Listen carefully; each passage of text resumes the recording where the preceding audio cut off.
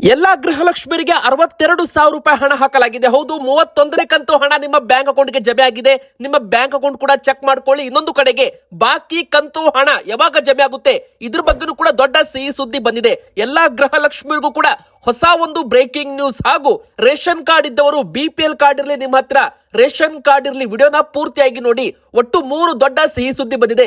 ಆದ್ರೆ ಇಂಥವರ BPL card ಬಂದ್ ಆಗ್ತಾ ಇದೆ, ಅವರಿಗೆ ಅಕ್ಕಿ ಕೂಡ ವಿತರಣೆ ಮಾಡೋದಿಲ್ಲ ಅಂತ ಹೇಳ್ಬಹುದು. ಹಾಗಾದ್ರೆ ಯಾರ ಕಾರ್ಡುಗಳು ರದ್ದಾಗ್ತಾ ಇದ್ದಾವೆ, ಹಾಗೆ ನಮ್ಮ ಕರ್ನಾಟಕದಲ್ಲಿ ಹೊಸ ನಿಯಮಗಳಾಗಿರ್ಬೋದು. ಮತ್ತೆ ಇನ್ನೊಂದು ಕಡೆಗೆ ನೋಟ್ಗಳ ಬಗ್ಗೆ ದೊಡ್ಡ ಒಂದು ನಿರ್ಧಾರ RBI ತಗೊಳ್ಳಲಿದೆ. ಹೌದು ವೀಕ್ಷಕರೇ, ಈಗಾಗಲೇ ಪ್ಲಾಸ್ಟಿಕ್ ನೋಟ್ಗಳು ಅಂದ್ರೆ ಪಾಲಿಮರ್ ನೋಟ್ಗಳ ಚಲಾವಣೆ ಕುರಿತು ಟೆಂಡರ್ ಅನ್ನ ಪ್ರಕ್ರಿಯೆ ಶುರು ಮಾಡಲಾಗ್ತಾ ಇದೆ. ಹಾಗಾದ್ರೆ ನೀವು ಕೂಡ ನೋಟ್ಗಳನ್ನ ಮನೇಲಿ ಇಟ್ಟಿದ್ರೆ ವಿಡಿಯೋನ ಪೂರ್ತಿಯಾಗಿ ನೋಡಿ, ಎಲ್ಲ ಸರಿಯಾದ ಮಾಹಿತಿ ತಿಳಿದುಕೊಳ್ಳಿ ವೀಕ್ಷಕರೇ. ಇನ್ನೊಂದು ಕಡೆಗೆ ನಮ್ಮ ಕರ್ನಾಟಕದಲ್ಲಿ ಮತ್ತೆ ಈ ಜಿಲ್ಲೆಗಳಲ್ಲಿ ಭಾರಿ ಮಳೆಯಾಗಲಿದೆ. ಆರೆಂಜ್ ಅಲರ್ಟ್ ಕೂಡ ಕೊಡಲಾಗ್ತಾ ಇದೆ. ಹೌದು, ಮತ್ತೆ ಭಾರಿ ಮಳೆ ಆಗ್ತಾ ಇರೋದ್ರಿಂದ ಕೆಲವು ಜಿಲ್ಲೆಗಳಲ್ಲಿ ಶಾಲೆ ಕಾಲೇಜುಗಳಿಗೆ ರಜೆ ಕೊಡ್ತಾರ ವೀಕ್ಷಕರೇ. ಯಾವೆಲ್ಲ ಜಿಲ್ಲೆಗಳಿಗೆ ಅಲರ್ಟ್ ಕೊಡಲಾಗಿದೆ ಅದನ್ನು ಕೂಡ ನೋಡೋಣ. ಇನ್ನು ದಿಢೀರ್ ಅಂತ ಚಿನ್ನ ಮತ್ತು ಬೆಳ್ಳಿ ಬೆಲೆಯಲ್ಲಿ ಭಾರಿ ಒಂದು ಇಳಿಕೆ ಆಗ್ತಾ ಇದೆ. ಹೆಣ್ಮಕ್ಳಿಗೆ ಭರ್ಜರಿ ಗುಡ್ ನ್ಯೂಸ್ ಅಂತಾನೆ ಹೇಳ್ಬಹುದು. ಚಿನ್ನ ಬೆಳ್ಳಿ ಈಗ ಖರೀದಿ ಮಾಡ್ಬೇಕಾ ಬೇಡವಾ, ಇನ್ನಷ್ಟು ಇಳಿಕೆ ಆಗುತ್ತಾ, ಈಗ ಕಾಯ್ಬೇಕಾ, ಎಲ್ಲಾ ಒಂದು ಪ್ರಶ್ನೆಗೂ ಕೂಡ ಉತ್ತರ ನಿಮಗೆ ವಿಡಿಯೋದಲ್ಲಿ ಸಿಗಲಿದೆ. ಇವತ್ತಿನ 5 ದೊಡ್ಡ ಬ್ರೇಕಿಂಗ್ ನ್ಯೂಸ್ ಗಳನ್ನ ನೋಡೋಕ್ಕಿಂತ ಮುಂಚೆ ನೀವು ಗೃಹಲಕ್ಷ್ಮಿ ಫಲಾನುಭವಿಗಳಾಗಿದ್ರೆ, ರೇಷನ್ ಕಾರ್ಡ್ ಹೊಂದಿದ್ರೆ ಬೇಗನೆ ವಿಡಿಯೋಗೆ ಒಂದು ಲೈಕ್ ಮಾಡಿ, ವಿಡಿಯೋಗೆ ಸಪೋರ್ಟ್ ಮಾಡಿ. ಹಾಗೂ ಪ್ರತಿಯೊಬ್ರು ಕೂಡ ಕಮೆಂಟ್ ಬಾಕ್ಸ್ ಅಲ್ಲಿ ನಾವು ಕೇಳೋ ಪ್ರಶ್ನೆಗೆ ಉತ್ತರವನ್ನ ಕಮೆಂಟ್ ಮೂಲಕ ಕೊಡಬಹುದು. ನಿಮಗೆ 31ನೇ ಕಂತು ಗೃಹಲಕ್ಷ್ಮಿ ಹಣ ಜಮೆ ಆಗಿದೆಯಾ? ದಯವಿಟ್ಟು ಕಮೆಂಟ್ ಮೂಲಕ ನೀವು ಉತ್ತರವನ್ನ ಕೊಡಬಹುದು ವೀಕ್ಷಕರೇ. ಸರ್ಕಾರದಿಂದ ಈಗಾಗಲೇ 31ನೇ ಕಂತು ಹಣವನ್ನ ಬಿಡುಗಡೆ ಮಾಡಲಾಗಿದೆ. 2,400 ಕೋಟಿ ರೂಪಾಯಿ ಹಣವನ್ನ ಗೃಹಲಕ್ಷ್ಮಿಯರ ಅಕೌಂಟ್ಗಳಿಗೆ ಬಿಡುಗಡೆ ಮಾಡಲಾಗಿದ್ದು, 2,000 ರೂಪಾಯಿ DBT ಮೂಲಕ ಎಲ್ಲರ ಅಕೌಂಟ್ಗೂ ಕೂಡ ಜಮೆ ಆಗ್ತಾ ಇದೆ. ಇದು ತುಂಬಾ ಜನರಿಗೆ ಹಣ ಬಂದಿಲ್ಲ ಅಂತ ಹೇಳ್ತಾ ಇದ್ದವರಿಗೂ ಕೂಡ ಈ ವಾರದಲ್ಲಿ ಅವರಿಗೆ ಹಣ ಪ್ರತಿ ಒಂದು ಅಕೌಂಟ್ಗೂ ಕೂಡ ಕ್ಲಿಯರ್ ಮಾಡಲಾಗ್ತಾ ಇದೆ. ಅಂದ್ರೆ ಎಲ್ಲರ ಅಕೌಂಟ್ಗೂ ಕೂಡ ಹಣ ಬರುತ್ತೆ ವೀಕ್ಷಕರೇ. ಒಮ್ಮೆ ಬಾರಿ ನಿಮ್ಮ ಬ್ಯಾಂಕ್ ಬ್ಯಾಲೆನ್ಸ್ ಅನ್ನ ನೀವು ಚೆಕ್ ಮಾಡ್ಕೊಳ್ಳಿ, ನಿಮ್ಮ ಬ್ಯಾಂಕ್ ಖಾತೆ ನೀವು ಚೆಕ್ ಮಾಡ್ಕೊಳ್ಳಿ. ಯಾಕಂದ್ರೆ 2,400 ಕೋಟಿ, ಒಟ್ಟು 1,24 ಲಕ್ಷಕ್ಕೂ ಹೆಚ್ಚು ಮಹಿಳೆಯರಿಗೆ 2,000 ರೂಪಾಯಿ ಹಣವನ್ನ ಜಮೆ ಮಾಡಲಾಗಿದೆ ಅಂತ ಸರ್ಕಾರದಿಂದ ಅಧಿಕೃತವಾಗಿ ಒಂದು ಅಪ್ಡೇಟ್ ಇಲ್ಲಿ ಸಿಕ್ಕಿದೆ ವೀಕ್ಷಕರೇ. ಸೊ ಈಗ ಒಟ್ಟು 62,000 ರೂಪಾಯಿ ಗೃಹಲಕ್ಷ್ಮಿಯರಿಗೆ ಕೊಟ್ಟಂತಾಗಿದೆ. 30 ಕಂತು ಹಾಕಿದ್ರು, ಈಗ 31ನೇ ಕಂತು ಹಣ ಕೂಡ ಜಮೆ ಆಗಿದೆ. ಆದ್ರೆ ಒಂದು ಪ್ರಶ್ನೆ ಬರುತ್ತೆ, ಬಾಕಿ ಕಂತು ಹಣ ಯಾವಾಗ ಬಿಡುಗಡೆ ಮಾಡ್ತಾರೆ? ಈಗಾಗಲೇ ವಿರೋಧ ಪಕ್ಷದವರು ಅಶೋಕ್ ಕುಮಾರ್ ಅವರು ಕೂಡ 5,000 ಕೋಟಿ ರೂಪಾಯಿ ಹಣದ ಅಂದ್ರೆ 2025ರ ಫೆಬ್ರವರಿ ಮತ್ತು ಮಾರ್ಚ್ ತಿಂಗಳದ್ದು ಗೃಹಲಕ್ಷ್ಮಿದು 4,000 ರೂಪಾಯಿ ಹಣ ಗೃಹಲಕ್ಷ್ಮಿಯರಿಗೆ ಹಾಕಿಲ್ಲ. ಸೊ ಅದನ್ನ ಯಾವಾಗ ಹಾಕ್ತೀರಾ ಎಂಬ ಪ್ರಶ್ನೆಗಳನ್ನು ಕೂಡ ಮುಂದಿನ ವಿಧಾನಸಭೆಯಲ್ಲಿ ಒಂದು ಹೇಳಿಕೆಯನ್ನ ಕೊಡಲಿದ್ದಾರೆ ಅಂದ್ರೆ ಪ್ರಶ್ನೆಗಳನ್ನ ಕೇಳಲಿದ್ದಾರೆ ಅಂತಾನು ಕೂಡ ಹೇಳಲಾಗಿದೆ. ಇನ್ನೊಂದು ಕಡೆಗೆ ಹೇಳ್ಬೇಕಂದ್ರೆ ಎಲ್ಲಾ ಕಂತನ್ನು ಕೂಡ ಕ್ಲಿಯರ್ ಮಾಡಲಾಗುತ್ತೆ ಅಂತ ಮೊದಲೇ ಒಂದು ಹೇಳಿಕೆ ಸರ್ಕಾರದಿಂದ ಬಂದಿದೆ. ಈ ಒಂದು ಗೃಹಲಕ್ಷ್ಮಿ ಯೋಜನೆ ಪ್ರಾರಂಭವಾಗಿ 3 ವರ್ಷ ಕಂಪ್ಲೀಟ್ ಆಗ್ತಾ ಇದೆ. ಆಗಸ್ಟ್ ತಿಂಗಳು ಮುಗಿದ್ರೆ ಅಂದ್ರೆ ನೀವು ಲೆಕ್ಕ ಮಾಡಿ ಎಷ್ಟು ಕಂತು ನಿಮಗೆ ಬಂದಿದೆ ನೋಡಿ. 31ನೇ ಕಂತು ಸರ್ಕಾರ ಹಾಕಿದೆ ಅಂದ್ರೆ ಇನ್ನೂ ಕೆಲವು ಕಂತುಗಳು ಬಾಕಿ ಇದೆ. ಆದ್ರೆ ಹಂತ ಹಂತವಾಗಿ ಎಲ್ಲ ಬಾಕಿ ಕಂತುಗಳನ್ನ ಕ್ಲಿಯರ್ ಮಾಡಲಾಗುತ್ತೆ, ಯಾವುದೇ ಯೋಜನೆಗಳನ್ನು ಕೂಡ ನಿಲ್ಲಿಸಲ್ಲ ಅಂತ ಈಗಾಗಲೇ ಮೊದಲೇ ಒಂದು ಹೇಳಿಕೆ ಮುಖ್ಯಮಂತ್ರಿ DK ಶಿವಕುಮಾರ್ ಸರ್ ಅವರು ಕೊಟ್ಟಿದ್ದಾರೆ. ಹೀಗಾಗಿ ಯಾರು ಕೂಡ ಗೃಹಲಕ್ಷ್ಮಿಯವರು ಚಿಂತೆ ಪಡಬಾರದು. ಮೊದಲಿಗೆ ನಿಮಗೆ 31ನೇ ಕಂತು ಹಣ ಬಂದಿದ್ರೆ ಎಸ್ ಅಂತ ಕಮೆಂಟ್ ಮಾಡಿ, ಇಲ್ಲ ಅಂದ್ರೆ ನೋ ಅಂತ ಕಮೆಂಟ್ ಮಾಡಿ. ಇನ್ನು ನೋಡಿ, ಕೆಲವೊಮ್ಮೆ 1 ತಿಂಗಳು ಹಣ ಬರಲಿಲ್ಲ ಅಂದ್ರೆ 2ನೇ ತಿಂಗಳು, ಈಗ ನೋಡಿ ಜೂನ್ ತಿಂಗಳಲ್ಲಿ ಯಾರಿಗೂ ಕೂಡ ಹಣ ಬಂದಿಲ್ಲ ಅಂತವರಿಗೆ ಜುಲೈ ತಿಂಗಳಲ್ಲಿ ಈಗ 1 ಕಂತು ಜಮೆ ಆಯಿತು, 31ನೇ ಕಂತು ಹಣ ಜಮೆ ಆಯಿತು. ಅದೇ 1 ವಾರದ ಪ್ರಕ್ರಿಯೆಯಲ್ಲಿ ಮತ್ತೆ 32ನೇ ಕಂತು ಹಣ ಜಮೆ ಆಗುತ್ತಾ ಕಾದು ನೋಡ್ಬೇಕಾಗಿದೆ. ಯಾಕಂದ್ರೆ ಪ್ರತಿ ಬಾರಿ ಕೂಡ ಕೆಲವೊಮ್ಮೆ ಒಂದೇ ತಿಂಗಳಲ್ಲಿ 2 ಬಾರಿ 2 ಕಂತು ಹಾಕಿದ್ದಾರೆ.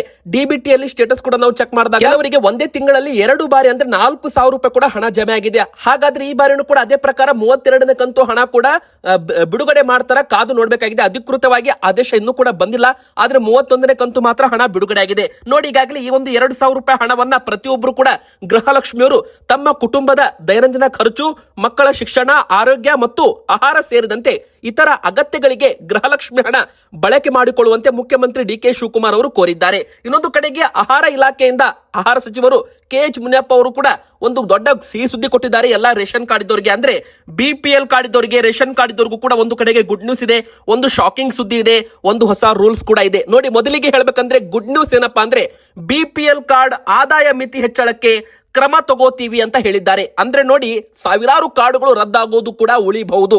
ಅಂದ್ರೆ ಈಗ 1,20,000 ರೂಪಾಯಿ ಏನು ಆದಾಯದ ಲಿಮಿಟ್ ಇದೆ, ಅದು ಯಾರೆಲ್ಲ ಕ್ರಾಸ್ ಮಾಡಿದ್ದೀರಾ ಅವರ BPL ಕಾರ್ಡುಗಳು ರದ್ದಾಗ್ತಾ ಇದ್ದಾವೆ. ಒಟ್ಟು ನಮ್ಮ ಕರ್ನಾಟಕದಲ್ಲಿ 7,76,000 ಅನರ್ಹ BPL ಕಾರ್ಡುಗಳನ್ನ ಪತ್ತೆ ಮಾಡಲಾಗಿದೆ ಕರ್ನಾಟಕದಲ್ಲಿ.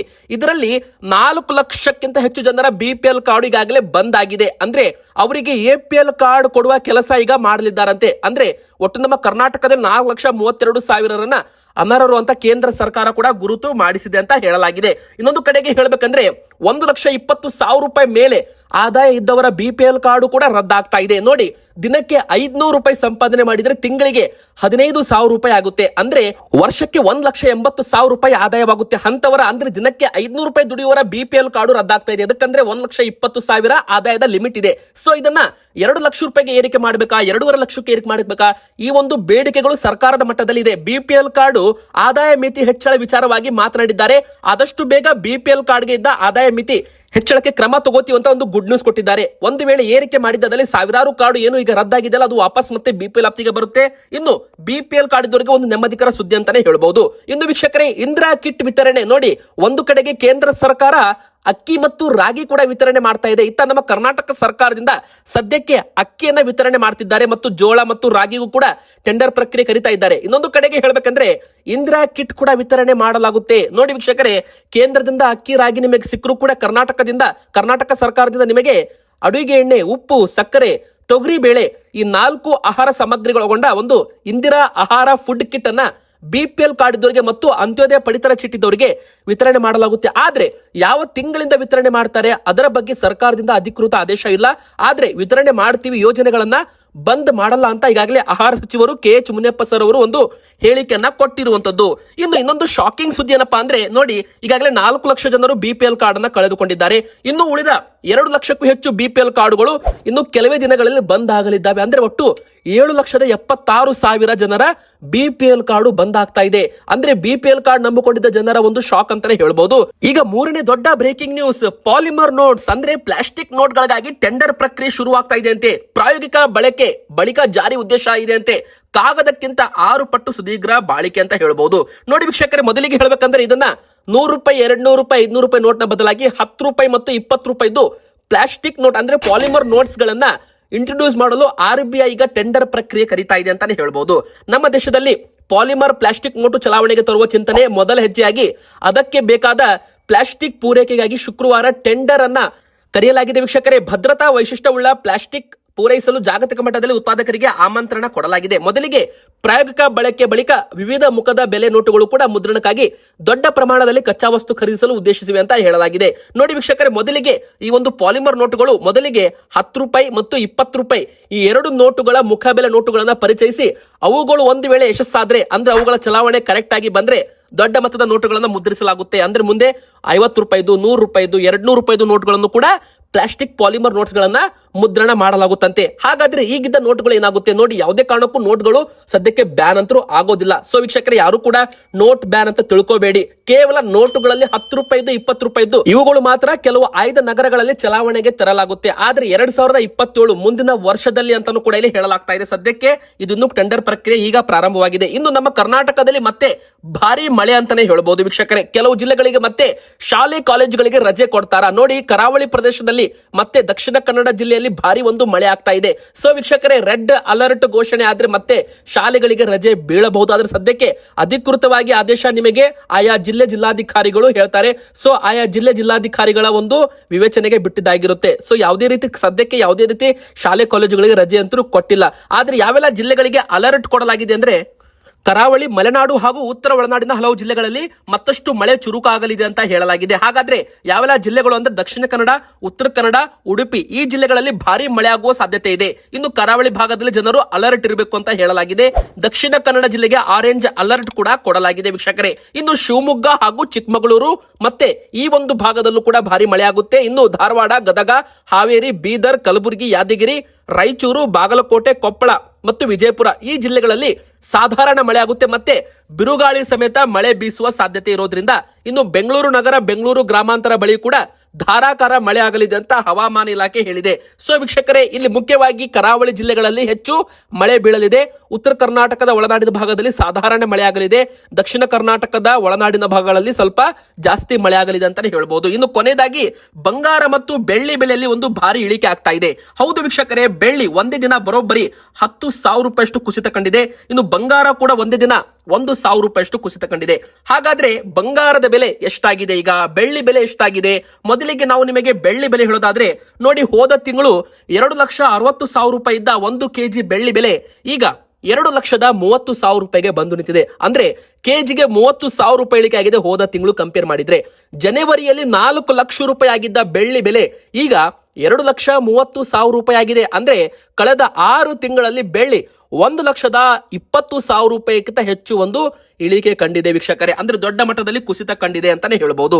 ಅದೇ ಪ್ರಕಾರ ಬಂಗಾರವು ಕೂಡ ಈ ಒಂದು ನಮ್ಮ ಕರ್ನಾಟಕದಲ್ಲಿ ಭಾರತ ದೇಶಾದ್ಯಂತ 1,60,000 ರೂಪಾಯಿ ತನಕ ಹೋಗಿ ಈಗ ಮತ್ತೆ ದೊಡ್ಡ ಮಟ್ಟದಲ್ಲಿ ಇಳಿಕೆ ಕಂಡಿದೆ. ಈಗ 10 ಗ್ರಾಮ್ 24 ಕ್ಯಾರೆಟ್ ಚಿನ್ನದ ಬೆಲೆ 1,44,000 ರೂಪಾಯಿ ತನಕ ಬಂದಿದೆ. ನೋಡಿ, ಹೋದ ವಾರ 1,50,000 ಇತ್ತು. ಅದೇ ಹೋದ ತಿಂಗಳು 1,55,000 ರೂಪಾಯಿ ಇತ್ತು. ಹತ್ತತ್ರ 10 ರಿಂದ 12,000 ರೂಪಾಯಿ ದೊಡ್ಡ ಮಟ್ಟದಲ್ಲಿ ಕುಸಿತ ಕಂಡು ಬಂದಿದೆ. ಬಂಗಾರ ಬೆಳ್ಳಿ ಎರಡೂ ಕೂಡ ಇಳಿಕೆ ಕಂಡು ಬಂದಿದೆ. ಈಗ ತಗೋಬೇಕಾ ಬೇಡವಾ ಅಂದ್ರೆ ಸದ್ಯಕ್ಕೆ ಈಗ ತಗೋಬಹುದು. ಬಂಗಾರ ಬೆಳ್ಳಿ ಎರಡೂ ಕೂಡ ಇಳಿಮುಖದಲ್ಲಿ ಸಾಕ್ತಾ ಇದ್ದಾವೆ. ಸೊ ಯಾರೆಲ್ಲ ಬಂಗಾರ ಬೆಳ್ಳಿ ಶುಭ ಕಾರ್ಯಕ್ರಮಗಳಿಗೆ ಮದುವೆಗೆ ತಗೋಬೇಕಂತ ಪ್ಲಾನ್ ಮಾಡ್ತಿದ್ದೀರಾ, ಈಗ ಒಂದು ಸುವರ್ಣ ಅವಕಾಶ ಅಂತ ಹೇಳ್ತಾ ವಿಡಿಯೋನ ಮುಗಿಸ್ತಾ ಇದ್ದೇನೆ. ನಿಮ್ಮ ಪ್ರಕಾರ ಬಂಗಾರದ ಸರಿಯಾದ ಬೆಲೆ ಎಷ್ಟಾಗಬೇಕು ಕಮೆಂಟ್ ಮಾಡಿ, ವಿಡಿಯೋನ ಲೈಕ್ ಮಾಡಿ, ಚಾನಲ್ಗೆ ಸಬ್ಸ್ಕ್ರೈಬ್ ಆಗಿ.